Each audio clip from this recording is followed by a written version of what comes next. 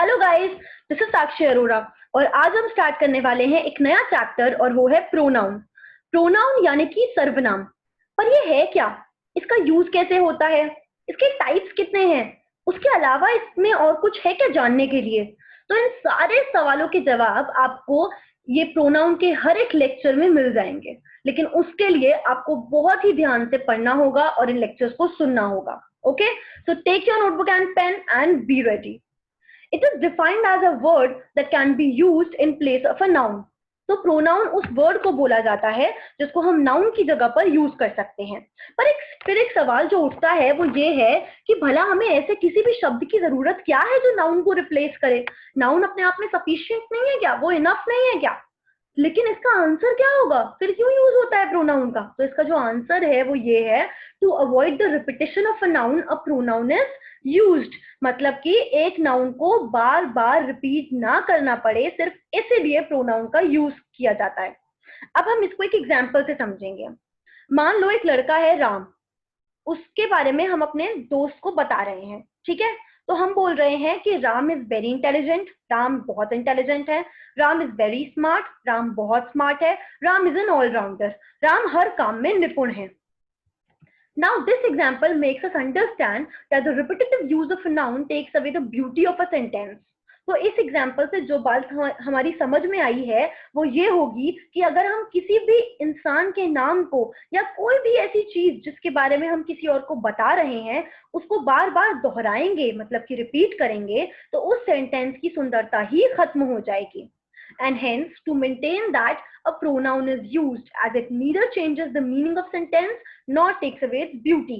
तो बस उसी चीज को मेंटेन करने के लिए और सेंटेंस का मीनिंग भी चेंज ना हो, हम उस नाम को या उस चीज को एक प्रोनाउन से रिप्लेस कर देते हैं, या मैं कहूं कि उस नाउन की जगह पर प्रोनाउन आ जाता है। ठीक है, तो इस एग्जाम्पल में अगर हम दिए हुए नाउन को प्रोनाउन से रिप्लेस करेंगे तो वो कुछ ऐसा लगेगा, Ram is very intelligent, he is very smart, he is an all-rounder।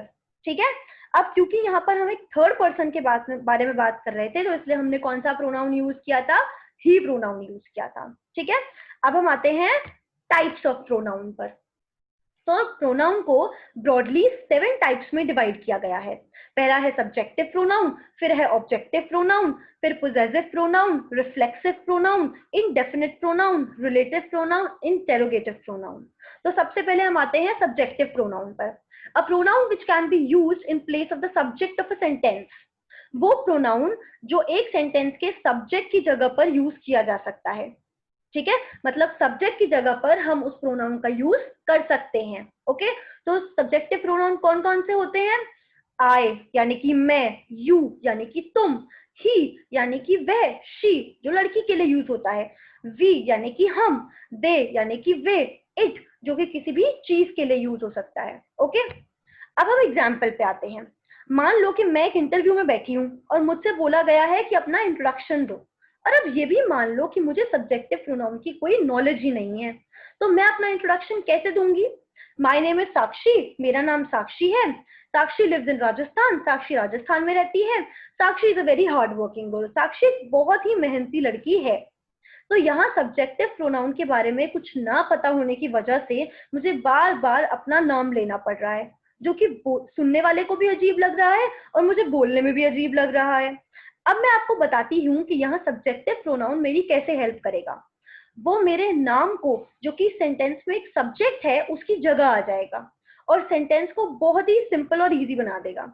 जैसे कि माय नेम इज साक्षी, मेरा नाम साक्षी है। आई लिव इन राजस्थान, मैं राजस्थान में रहती हूँ। I am a very hard working girl, मैं बहुत ही मेहनती लड़की हूँ। अब क्योंकि मैं खुद के बारे में बात कर रही हूँ इसलिए मैंने यहाँ पर आई का यूज किया है। अब मैं अगर किसी सेकंड पर्सन के बारे में बात कर रही होती तो मैं यू का यूज करती, और अगर मान लो कि मैं किसी थर्ड पर्सन के बारे में बात कर रही होती तो मैं ही या फिर शी का यूज करती। इसी एग्जाम्पल के हम देख लेते हैं इस एग्जाम्पल को ना। जैसे कि my friends name is Ram, मेरे दोस्त का नाम राम है। ठीक है, मैं अपने किसी और फ्रेंड को बता रही हूँ कि मेरा एक और फ्रेंड है जिसका नाम राम है। राम इज वेरी इंटेलिजेंट, उसी को कंटिन्यू करते हुए फिर मैंने बताया कि राम बहुत ही इंटेलिजेंट है। अब जिस इंसान को मैं बता रही हूँ ये बात, उसके लिए तो राम एक थर्ड पर्सन हो गया ना। ठीक है। उसके लिए जब राम एक थर्ड पर्सन हुआ तो ये बोलने के बाद कि मेरे दोस्त का नाम राम है, बजाय कि ये बोलना राम इज वेरी इंटेलिजेंट, मैं ये बोल सकती थी ही इज वेरी इंटेलिजेंट। क्योंकि वो एक लड़का है और वो थर्ड पर्सन है, तो मैं क्या बोलती, ही इज वेरी इंटेलिजेंट, है ना। सेंटेंस इजी हो जाता, वो प्रोनाउन का यूज हो सकता था और हम बार बार राम का नाम नहीं लेते इससे। ओके, अब ये तो बात हो गई इंसानों की, पर अगर मान लो मैं किसी टेबल के बारे में बात कर रही हूँ या किसी भी और चीज के बारे में बात कर रही हूँ, तो बार बार टेबल बोलने के स्थान पर मैं सेंटेंस में अगर इट का यूज कर लूंगी, ठीक है, तो सेंटेंस और अच्छा लगेगा। Table has 4 legs, table is made up of would. अब बात जब टेबल की हो रही है तो बार बार टेबल का नाम क्यों लेना है, ये बोल दो it has 4 legs, it is made up of would, ठीक है, तो सेंटेंस उतना ही इजी हो जाएगा। अब हम बात तो हो गई सब्जेक्टिव प्रोनाउन के बारे में, अब हम आते हैं ऑब्जेक्टिव प्रोनाउन पर। A pronoun which can be used in place of the object of a sentence, तो एक ऐसा प्रोनाउन जो कि सेंटेंस में एक ऑब्जेक्ट के स्थान पर यूज किया जा सकता है। अब जो प्रोनाउन सब्जेक्ट के रूप में आया था वो ऑब्जेक्ट के रूप में मी हो जाएगा, जबकि जो यू है वो सब्जेक्टिव प्रोनाउन और ऑब्जेक्टिव प्रोनाउन दोनों में केस में यू ही रहता है, ठीक है।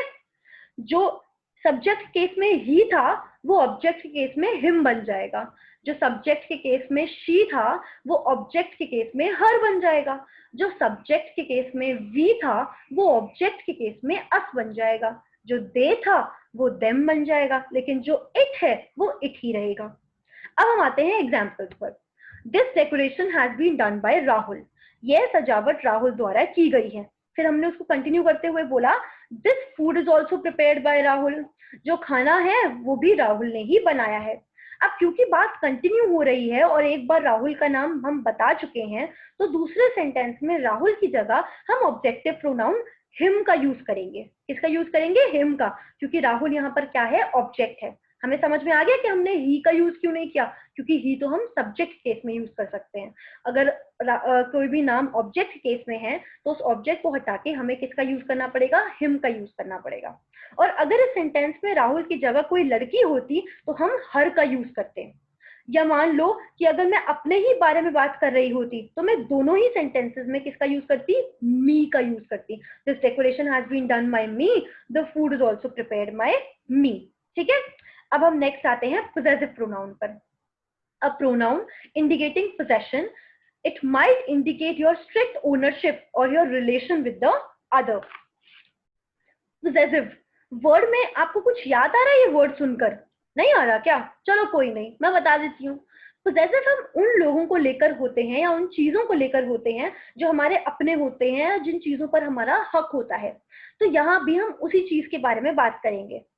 अगर किसी सेंटेंस में हमें किसी चीज पर अपना हक जताना है, ठीक है, अपना हक जताना है और अपना नाम भी नहीं लेना, मतलब नाउन का यूज भी नहीं करना, तो वो हम कैसे करेंगे, वो हम पोजेसिव प्रोनाउन की मदद से करेंगे।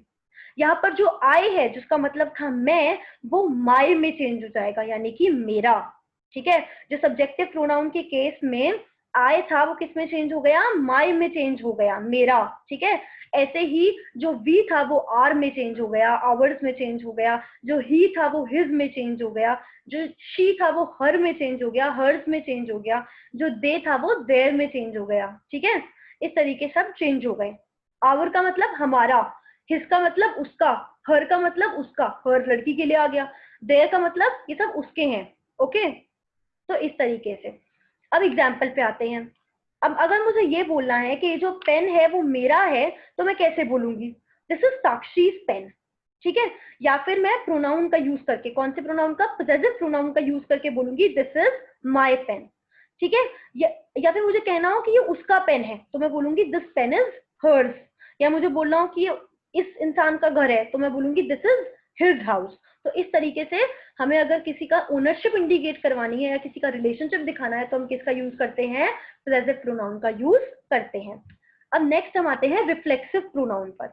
These pronouns are words ending in self or selves that are used when the subject and the object of a sentence are same. ये वो प्रोनाउन हैं जिनके अंत में या तो सेल्फ जुड़ा होगा या फिर सेल्फ जुड़ा होगा, ठीक है। और इनका यूज तब होता है जब सेंटेंस का ऑब्जेक्ट और सब्जेक्ट सेम हो। अब इस केस में जो आई है जिसका मतलब मैं था, जो सब्जेक्टिव प्रोनाउन के केस में मैं था वो यहाँ पर माई सेल्फ यानी कि मैं खुद बन जाएगा, ठीक है। अगर रिफ्लेक्सिव प्रोनाउन की बात करें तो जो आई सब्जेक्टिव प्रोनाउन में था वो यहाँ पर माई सेल्फ बन जाएगा। जो यू था सब्जेक्टिव प्रोनाउन में जिसका मतलब था तुम, वो इस केस में योर सेल्फ या योर सेल्व्स बन जाएगा, मतलब कि तुम खुद, ठीक है। अगर वो सब्जेक्टिव प्रोनाउन के केस में ही था तो वो यहाँ पर हिमसेल्फ बन जाएगा। सब्जेक्टिव प्रोनाउन के केस में शी था तो वो यहाँ पर हर सेल्फ बन जाएगा। वो अगर वी था तो आर सेल्व्स बन जाएगा। वो अगर दे था तो देम सेल्व्स बन जाएगा। और अगर इट था तो वो इट सेल्फ बन जाएगा। ओके, समझ में आ गई बात। अब हम आते हैं एग्जाम्पल्स पर। I will do this work my self. इस सेंटेंस में वो इंसान बोलना चाह रहा है कि मैं अपना काम खुद करूंगा। तो यहाँ पर अगर हम ध्यान से देखें तो सब्जेक्ट और ऑब्जेक्ट दोनों ही जगह सेम इंसान की बात हो रही है, और इसीलिए ऑब्जेक्टिव मतलब ये ऑब्जेक्ट में ऑब्जेक्टिव प्रोनाउन का यूज ना करके हमने रिफ्लेक्सिव प्रोनाउन का यूज किया है, क्योंकि हमारी जो रिफ्लेक्सिव प्रोनाउन की डेफिनेशन थी उसने हमें यही बताया था कि इसका यूज वहां पर होगा जहां पे सब्जेक्ट और ऑब्जेक्ट दोनों में ही सेम इंसान की या सेम चीज की बात हो रही होगी। अब यहाँ पर दोनों में ही वो खुद की बात कर रहा था तो यहाँ पे लिख दिया I will do this work my self. Okay, next example, Rajesh will complete his homework himself. Rajesh अपना होमवर्क खुद पूरा करेगा। राजेश अपना होमवर्क खुद पूरा करेगा। जब बात होती है खुद पूरे करने की, खुद से करने की, तो हम ये सेल्फ सेल्फ वाला यूज करते हैं। Next example, they were told to do all the arrangement themselves. उन्हें कहा गया है कि वह सारे इंतजाम खुद करें, ठीक है। अब आते हैं हम नेक्स्ट इनडेफिनिट प्रोनाउन पर। A pronoun that does not refer to any specific person, amount और थिंग।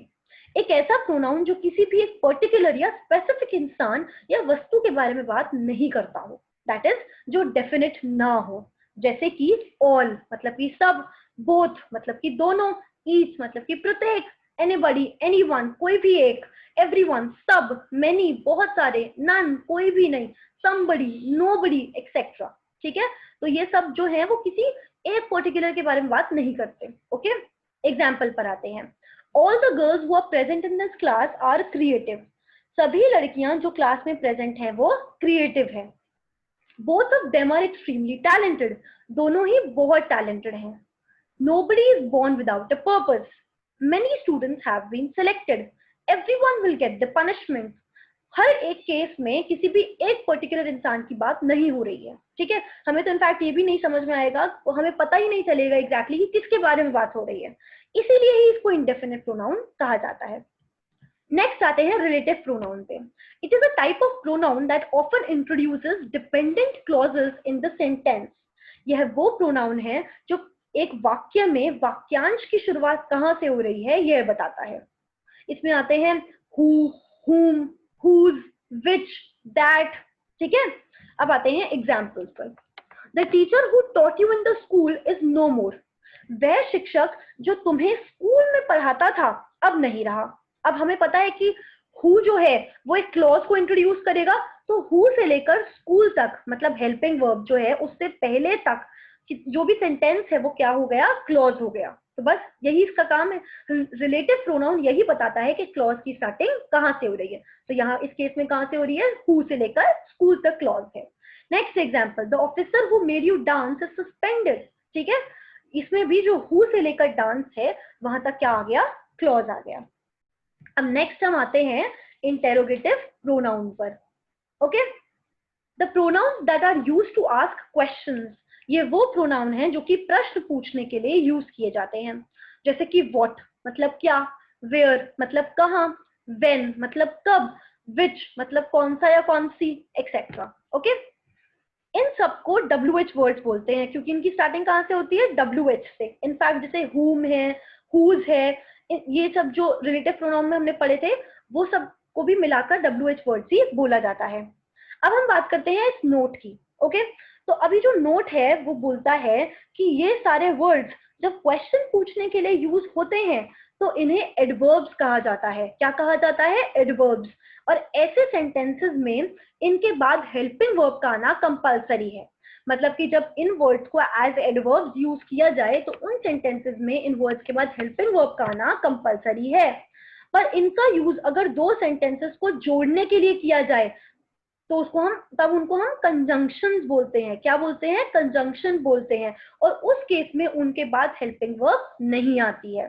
ठीक है, अब आप लोग को समझ में आया कि नोट क्या बोलना चाह रहा है? नहीं आया क्या? चलो कोई बात नहीं, एग्जाम्पल से समझ लेंगे।